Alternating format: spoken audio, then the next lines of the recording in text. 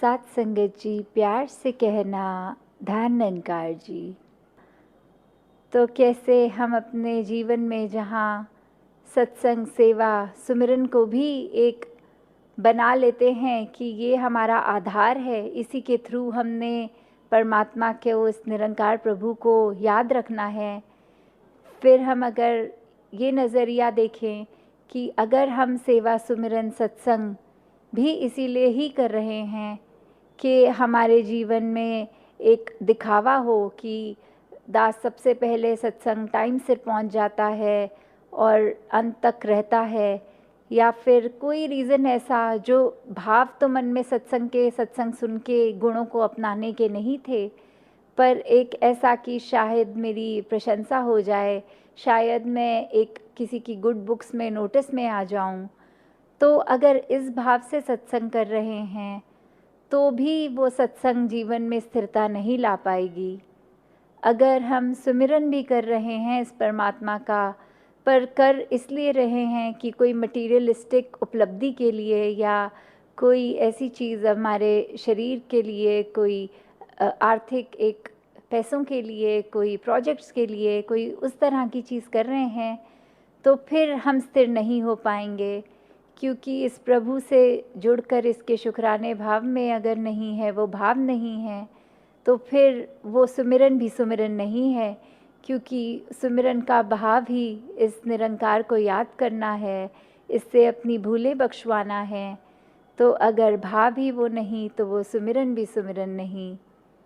और आगे वही सेवा को अगर हम मानते हैं एक आधार अपनी स्थिरता की ओर जाने का, तो वो भी अगर ये बात है कि उदाहरण के तौर पे किसी की अगर ड्यूटी ये लगी है कि आपने सत्संग में आना है, तो सबसे पहले पहुंच के ये आपने चेक करना है कि दरियाँ ठीक लगी हों और सारी स्विचेस, लाइटें, इनको ऑन करना है, माइक को टेस्ट करना है, म्यूज़िकल इंस्ट्रूमेंट्स को देखना है ठीक हैं।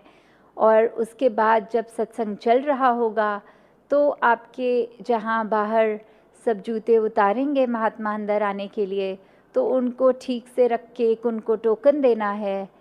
ऐसी ही उनकी ड्यूटी सालों साल अगर चल रही और फिर एक दिन उनकी ड्यूटी बदल दी जाती है और बोल देते हैं कि अब आपने वो सुबह अर्ली आके दरियों को चेक नहीं करना, माइक को चेक नहीं करना, आप जैसे जोड़ों पे रहते थे कि वो जूतों की सेवा कि वहाँ सबके ऑर्गेनाइज करके और उनको टोकन देना, और उसके बाद आपकी ड्यूटी है कि जब एग्ज़िट पे होंगे तो सिर्फ एक प्रसाद सबको देना।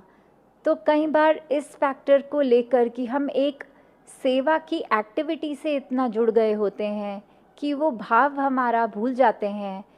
फिर हमारा वो कंफर्ट जोन बन चुका होता है कि एक रूटीन में आए और ये चीज़ इतने साल से की, तो आज कैसे हमारी सेवा बदल दी गई। और उसमें भी देखा जाता है कि कहने वाले कहते हैं कि अगर आप हमें पहले वाली सेवा नहीं दे रहे, एक आपने चेंज कर दी, एक पुरानी रख दी, तो इससे अच्छा आप दोनों सेवाएं हटा दो और कोई और ही कर लेगा, हमें नहीं करनी। तो कई बार एक सेवा का भाव जो एक फ्लेक्सिबिलिटी है, एक ह्यूमिलिटी है, एक दूसरों के लिए अपने आप को अर्पण करने का भाव है, तो जब वो फैक्टर नहीं रहा तो फिर सेवा भी फिर एक स्थिरता की ओर हमें नहीं लेके जा सकती कि हम उस एक्टिविटी से जुड़ गए और मन में भाव ऐसे आने लग गए कि हमसे अच्छी तो कोई कर ही नहीं सकता, तो आज कैसे ड्यूटी चेंज कर दी गई। तो उसी भाव से हम एक देखें कि काफ़ी बार हमारे मनों को अगर हमने स्थिर रखा है तो अस्थिर करने वाले भी हम स्वयं ही होते हैं। तो कैसे मन को स्थिर भी हम खुद अपने ध्यान को इस परमात्मा से जोड़ के कर सकते हैं, और मन को अस्थिर भी हम खुद ही कर लेते हैं कि ये देखकर कि हमें एक चीज़ अगर कुछ डिस्टर्ब कर रही है तो उसमें ज़्यादा ड्वेल करें, उसके अंदर और अपने आप को एक परेशान करें, या फिर उससे ध्यान उसी समय काट कर परमात्मा से वापस जोड़ लें। क्योंकि वो चीज़ों को हम, आउटर चीज़ों को हम बदल नहीं सकते, कुछ फैक्टर्स हैं उनको हम बदल नहीं सकते, पर अपने एक अंतर्मन के ध्यान को इस परमात्मा से जोड़ना और उसमें कुछ पॉजिटिव ढूंढना तो हमारे हाथ में है। ये कैसे हम फिर ये देखेंगे कि अगर कोई चीज़ जो हमें डिस्टर्ब भी कर रही है, अस्थिरता की ओर भी लेकर जा रही है, फिर भी उससे हम अपने आप को एक अलाइन ना करते हुए, जैसे ही कोई अगर नेगेटिव थॉट आ रहा है तो चॉइस है या तो उसमें इतना घुस जाएं, उसकी गहराई में इतने चले जाएं कि उसको अपने ऊपर ही हावी होने दें और फिर स्वयं भी परेशान रहें, हर एक को परेशान करें, या फिर ये मानते हुए कि ये स्थिति को मैं अगर बदल नहीं सकता तो इससे परेशान होने की बजाय एक ऑल्टरनेट तरीका कि एक पॉजिटिविटी कहीं से उसकी, जैसे बोलते हैं every cloud has a silver lining, कि हर उस स्थिति में जो बिल्कुल मेरे मुताबिक नहीं है उसमें भी कुछ सही होगा, कोई बहुत अच्छा होगा। तो या तो मैं उसकी वो अच्छाई पकड़ूं, तो चॉइस है कि वो अच्छाई को पकड़ा जाए, उसमें जो स्थिति में से शिक्षा मिल रही है उसको देखा जाए, या फिर एक अपने आप में हम एक क्रिब करते रहें, एक खुद को ये बार बार बोल के और तंग करते रहें कि देखो ये मेरे लिए तो है ही नहीं, मेरे साथ ही ऐसा होता है, ऐसा मेरे जीवन में क्यों हो रहा है। तो ऐसे सवालों के ऊपर ड्वेल ना करते हुए एक उस स्थिति की भी कुछ पॉजिटिविटी ज़रूर होगी, उसको पकड़ना है।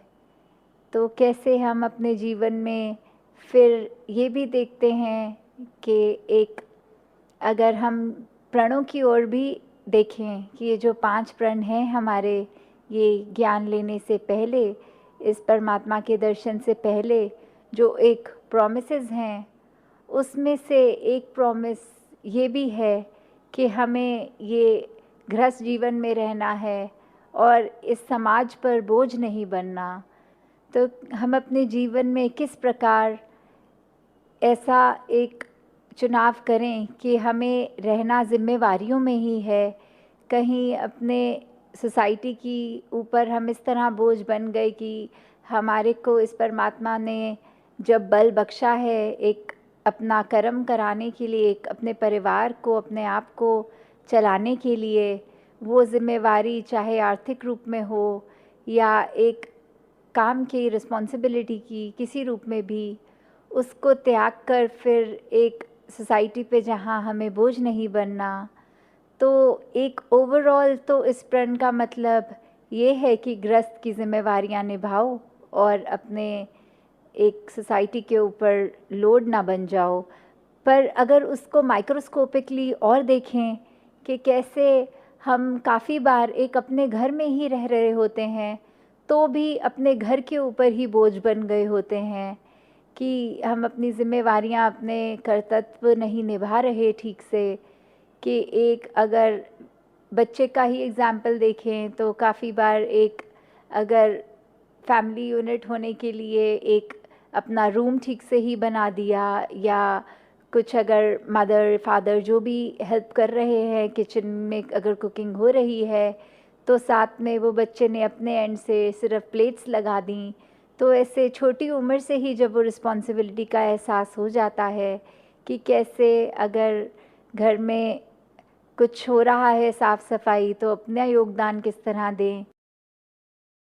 तो बहुत बार वो चॉइस भी होती है कि हम अपनी इनकन्वीनियंस खुद ही कॉज कर लेते हैं, क्योंकि ऐसी चॉइसेस बनाई होती हैं हमने कि ये अपनाएंगे तो उसका अंजाम ये, और उसी को हम आराम से समय को काट सकते हैं ऐसी कोई चीज़ ना देखते हुए जो हमें तंग करे। तो संसार में तो बहुत डिस्टर्बिंग चीज़ें एक एक पल पे हमारे जीवन में ऐसी चीज़ें आती ही रहेंगी जो डिस्टर्ब करेंगी, पर फिर चॉइस अपनी कैसे खुद को स्थिर करना है। और वो तरीका भी बहुत आसान, इस परमात्मा से जुड़ के ही स्थिरता पॉसिबल है, क्योंकि मटीरियलिस्टिक चीज़ों ने तो आज सुख भी वही, आज दुख भी वही, वस्तु भी वही, आते भी रहना है, जाते भी रहना है। तो परमात्मा ही एक आधार, और इसी का रास्ता सेवा सुमिरन सत्संग को सही एक मायने में करते जाएंगे तो फिर अपने जीवन में हम स्थिरता, एक सहज जीवन को ही अपना पाएंगे। कि सिर्फ ज़रूरत आने पे नहीं, हम तो इस परमात्मा को तन मन धन समर्पित कर चुके हैं। तो ये सेवा भाव 24 घंटों का है।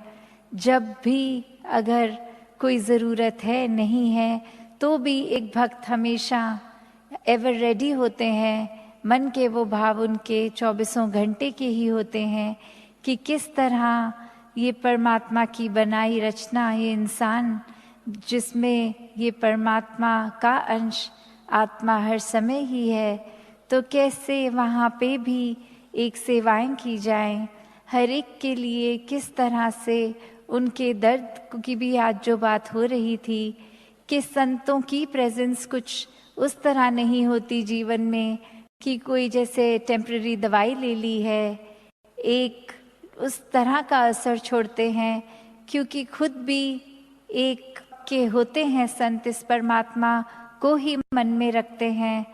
तो आगे जिससे भी बात करते हैं वो आगे उनका भी विश्वास और पक्का होता जाता है।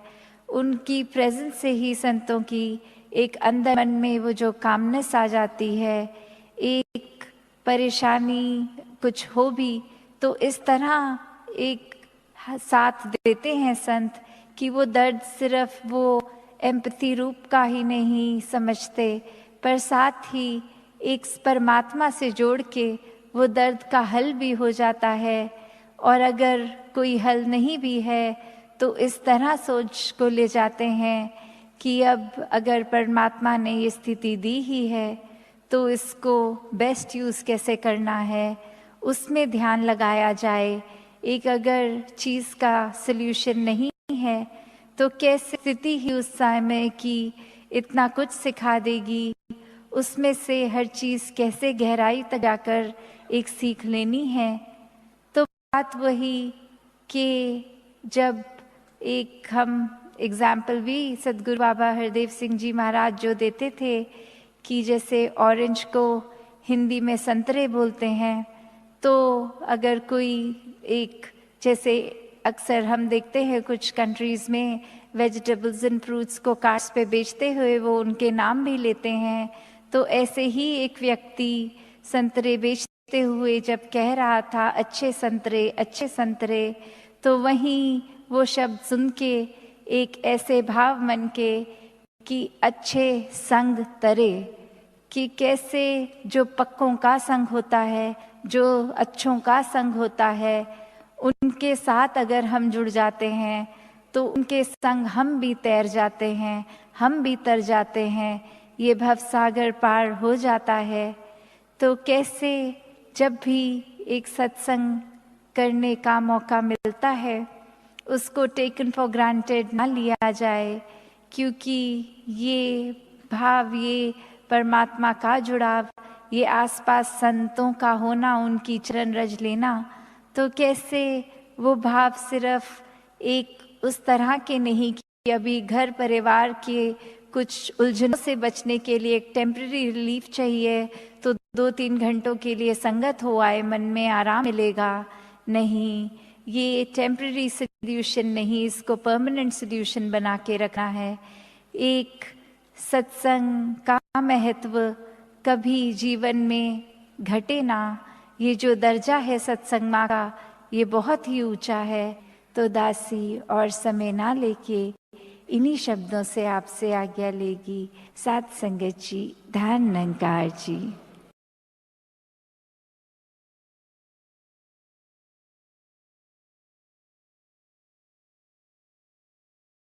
जी बड़े प्यार से कहना जी, ध्यान निरंकार जी। सासंगत जी आज दास साखी सुनाने वाला है सासंगत जी। सासंगत जी अगर दास से कोई भूल चूक हो जाती है सासंगत जी तो दास को क्षमा करना सासंगत जी। सासंगत जी आज की साखी का नाम होने वाला है सासंगत जी सांप और चींटी। सासंगत जी आज की साखी को दास शुरू करता है सासंगत जी। एक समय की बात है, एक जंगल में एक सांप रहता था सासंगत जी।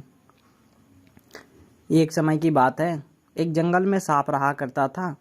सांप जंगल के छोटे मोटे जानवरों जैसे चूहा, मेढक, छिपकली, गिलहरी पक्षियों के अंडे को खाकर बहुत बड़ा और मोटा हो गया था सासंगत जी। जो सांप था साथ संगत जी, वह चूहा, मेढक, छिपकली जैसे जानवरों को खाकर साथ संगत जी वह मोटा सांप बन गया था साथ संगत जी। सांप के विशाल आकार के कारण जंगल के बड़े बड़े जानवर भी उसके पास आने से डरते थे साथ संगत जी। कहने का अर्थ है कि वह जो सांप था साथ संगत जी वह काफ़ी विशाल काफ़ी मोटा और बड़ा सा हो गया था साथ संगत जी। इसलिए जितने भी जंगल के जानवर थे साथ संगत जी उसके आसपास भी नहीं जाते थे। वह साथ संगत जी उस सांप से डरते थे, क्योंकि साथ संगत जी वह मोटा ताजा हो गया था और वह काफ़ी विशाल आकार का भी हो गया था। इसलिए साथ संगत जी वह जितने भी जानवर थे वह डरते थे। जंगल के छोटे छोटे जानवरों ने सांप की शिकायत हाथी और शेर से भी की साथ संगत जी। जितने भी जंगल के छोटे छोटे जानवर हैं, छिपकली, मेढक और गिलहरी, जितने भी छोटी छोटी जानवर हैं साथ संगत जी वह हाथी और वह हाथी और शेर से भी शिकायत करते हैं साथ संगत जी। उस साथ संगत जी सांप के बारे में साथ संगत जी वह शिकायत करते हैं हाथी और शेर से। छोटे छोटे जानवरों ने सांप से शिकायत की। सांप की शिकायत हाथी और शेर से भी की, किंतु शेर और हाथी भी उस विशाल सांप का कुछ नहीं कर सके साथ संगत जी। वह सांप इतना विशाल था साथ संगत जी कि शेर भी ना कुछ कर सका और हाथी भी ना कुछ कर सका साथ संगत जी। कहने का अर्थ है कि उन्होंने शिकायत की छोटे जानवरों ने, फिर भी साथ संगत जी हाथी और शेर कुछ ना कर सके। विशाल सांप का कुछ नहीं कर सके, क्योंकि जब भी वह सांप को समझाने जाते तो सांप अपना विशाल फन लेकर उनके सामने खड़ा हो जाता था साथ संगत जी। कहने का अर्थ है कि जब वह साथ संगत जी जब जाते थे हाथी और शेर उस सांप के पास जाते थे साथ संगत जी, तो वह अपना विशाल सा साथ संगत जी वह खड़ा हो जाता था उनके सामने साथ संगत जी, वह खड़ा सा हो जाता था साथ संगत जी। इसलिए वह लौट आते थे। सांप कहीं से उसे काट ना ले साथ संगत जी, सांप हाथी और शेर को कहीं काट ना ले, इसलिए साथ संगत जी वह डरते थे। जंगल का कोई जानवर उसके नज़दीक नहीं चाहता था साथ संगत जी। जंगल के जितने भी जानवर थे साथ संगत जी वह कोई भी उस साथ संगत जी सांप के नज़दीक नहीं जाना चाहते थे साथ संगत जी। साथ संगत जी अगर दास से कोई भूल चूक हो जाती है साथ संगत जी तो दास को क्षमा करना साथ संगत जी। साथ संगत जी वह इतना खूंखार हो गया था साथ संगत जी कि जितने भी जंगल के जानवर थे साथ संगत जी वो वह उसके आसपास भटकने से भी डरते थे। धीरे धीरे सांप को यह घमंड हो गया कि जंगल का कोई भी जीव उसका सामना नहीं कर सकता साथ संगत जी। वह जो सांप था साथ संगत जी उसको घमंड हो जाता है कि अब तो मेरा सामना कोई नहीं कर पाएगा, कोई भी जीव उसका सामना नहीं कर सकता।